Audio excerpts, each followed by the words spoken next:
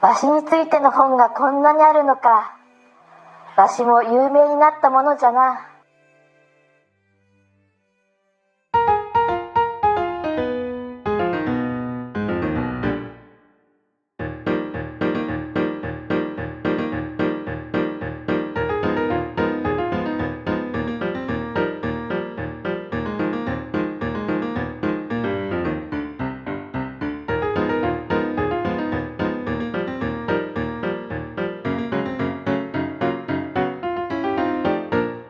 天津記念室を5回にわたって散歩をしてきましたけども、最後に、天津の英文著作について、ご紹介しようと思います。国際的に活動した岡倉天心ですけども、この英文著作というものが一番彼の世界に対しての影響力、しかも当時の世界だけじゃなくて、未だにですね、彼の影響力が行き渡っている、そういう著作なんですね。これをご紹介したいと思います。で、主要な著作が3冊ありまして、1903年、インドから帰った頃にですね、書かれました東洋の理想、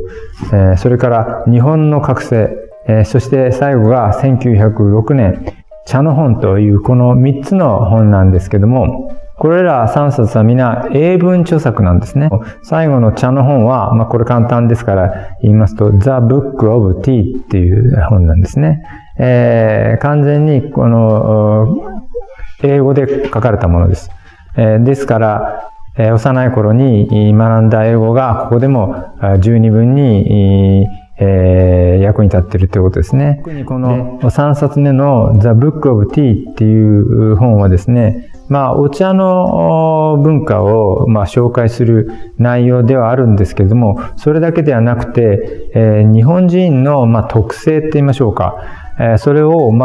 西洋文化に対比して、アジア、東洋の特色でもあるというような観点から論じたもので、これを、この時点で出版しようという意思の中には、おそらく、当時、日清戦争、日露戦争っていうことで、日本は、非常に世界的にって言っても、実際はヨーロッパにとってってことでしょうけども、非常に遅れた国のはずだった、この小さな国がですね、中国という大国に勝ち、あるいはロシアというやはり大国に戦争で勝ったということで、なんていう戦闘的な民族なんだろうっていう、ちょっとそういうふうなイメージを持たれたところがあったわけですね。で、それに対して、新渡戸稲造という人が、天津より前にですね、武士道っていう本を書いて、これも英文で書かれたんですけども、それによって、日本人は倫理的な人間なんだと。何でもかんでも戦おうという、そういうことではないんだっていう主張をして、これは一つの、日本としての自己主張になっていて、世界的に受け入れられたところもあるんですけれども、天心としてはどうもそれだけでは足らないと。侍のその倫理が日本人の特性というふうに考えられるのはちょっとおかしいんじゃないかなっていう観点があったんじゃないかなっていう気が、これは私の個人的な感想なんですけども、あるんですね。で、そうじゃなくて、この茶の湯の文化に現れていることの方が、もっと日本人の本性に近い、そういうものがあるんだろうということで書かれたように思われます。で、実際上、この本がですね、出版されるや、すぐにドイツ語に翻訳されます。そして、数年後にはフランス語にも訳されて、スウェーデン語に訳されという形でですね、どんどん広まっていきます。戦後を含めると、これまだ正確な数字じゃないんですけども、14カ国語はもう確実に翻訳が出されています。つまり世界中の人がこの本を、読んでいったわけですね。実際上この本は、一つのテーマを書き下ろして書いたものじゃないもんですから、様々な観点から、その茶の湯を通してですね、日本文化を紹介しています。しかもですね、もう本当にペラペラなもんですから、ユーモアって言いましょうかね、語呂合わせって言いましょうかね、そういうものがそこここにこう、書かれてるんですね。で、茶の本の第一章は、The Cup of Humanity っていう題名がついてるんですね。で、これは、カップですから、ワンですよね。ワン。で、Humanity ですから人間性ということですから、人間性のワンとかね。で、あるいは Humanity を人情って訳して、人情のワンというふうに訳されることもあるんですけども、どうも、そういった語の表面的な意味だけじゃなくて、英語を学んだ、最初の方でもね、よく出てくると思うんですけど、A cup of tea って言えば、一杯のお茶っていう意味になりますよね。で、これ、ヒューマニティの t はお茶の t と同じですから、A cup of tea の語呂合わせで The cup of humanity っていう、今のね、ラップとかね、ヒップホップみたいな、ああいう感覚で語呂合わせしている。韻を合わせているというふうにも言えますけども、それって結構中国の詩なんかでもね、あることだから、違和感がないんですね。で、それを英語の感覚でも彼はすぐにこう取り入れられる。だから、一杯のヒューマニティって言った方がわかりやすかったのかもしれません。そういうことで、英語に本当にこう堪能でネイティブな方々が読むと、これ結構ある人が書いてるんですけども、地下鉄でこれを黙読していると、ところどころ面白いことが書いてあって、吹き出してしまって恥ずかしい思いをするっていうようなね、ことを書いてあります。で、日本語訳は実は10年ぐらい経ってからやっとなされていて、あんまり日本人に最初は読まれてなかったんですね。今ではもういくつも訳が出てて、たくさんの人に読まれてますけども、これ翻訳のね仕方がやっぱりかなり難しいんですね。で、天心っていう名前は雅号だということを1回目にお話ししました。日本美術院という、今でも活動している、美術団体からすると、岡倉天心っていうのはもう神様なんですよね。しかも世界にいろんな発言をした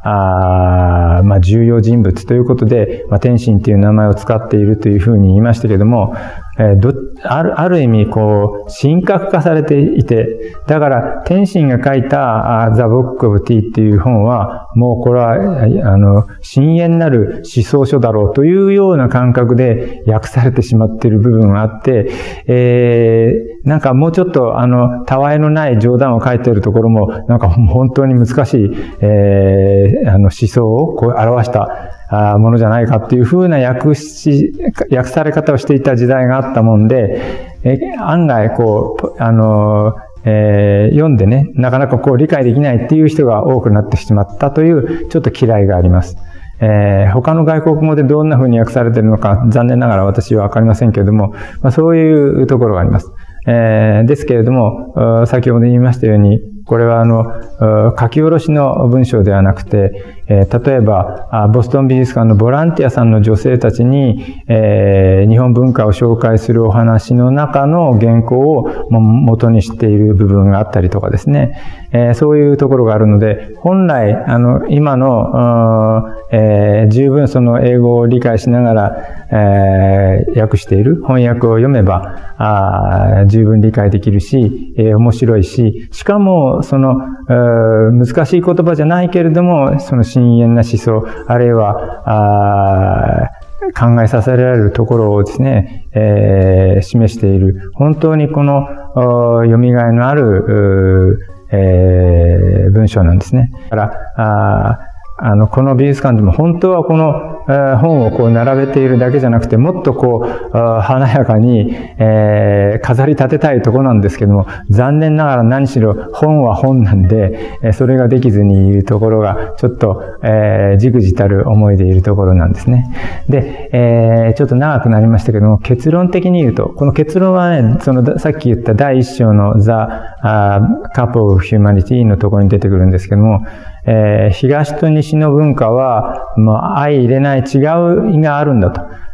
しかしその違いというのはお互いに、歩み寄って理解することができるんだと。だからこういう本を書くんだというようなことが書かれてあって、違いを理解し歩み寄るという、ことがですね、東西必要だということが書いてある。ということは、今盛んに、叫ばれている多様性の時代ということにつながる、まさにそういうことの最初の本になっているんじゃないかなという気がしています。歩み寄れないで、自分では正しいと言い続けると、結局日清日露戦争のようなことになり、今でも、ロシアがウクライナに攻めるというようなことが起こってしまう。理解し合うためには言葉を通じてですね、相手の、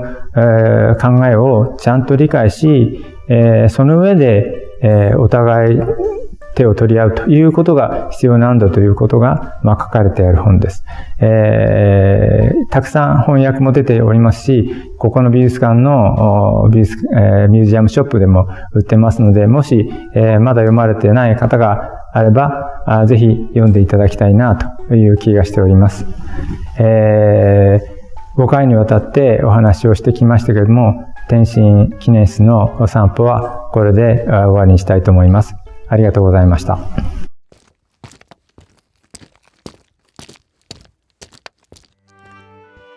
ここで晩年の天津と心の交流を結んだインドの女流詩人プリアンバダ・デービー・バネルジーによる茶の本への賢治の詩をご紹介しましょう。1912年の夏、天津は2度目のインド訪問で、詩人タゴールの親戚で、やはり詩人であったプリアンバダと出会います。以後、二人の間にラブレターとも言えるような往復書簡が天津の亡くなるまで交わされることになります。プリアンバダから天津に送られた書簡です。ベンガル語と英語によって茶の本への賢治の詩が書かれています。表題には茶の本に感謝してと記されており、左にベンガル語、右に英語で詩が書かれています。それではこの詩の日本語訳による朗読をお聞きいただきましょう。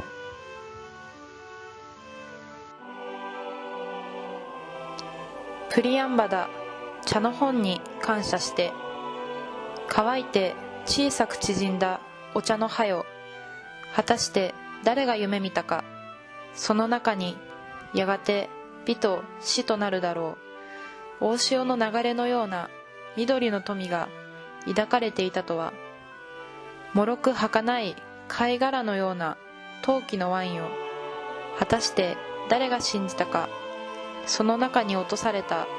純金の雫によって人生にわたる空想と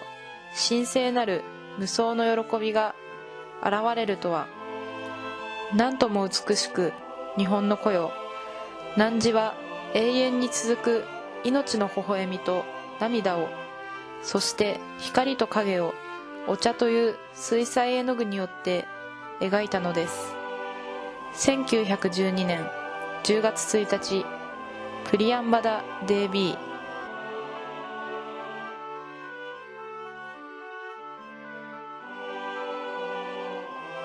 なかなかよくわしの生涯をまとめたものじゃな。はあ。しかし、まだまだわしの複雑な心には届いておらんわい。恐れ入りました。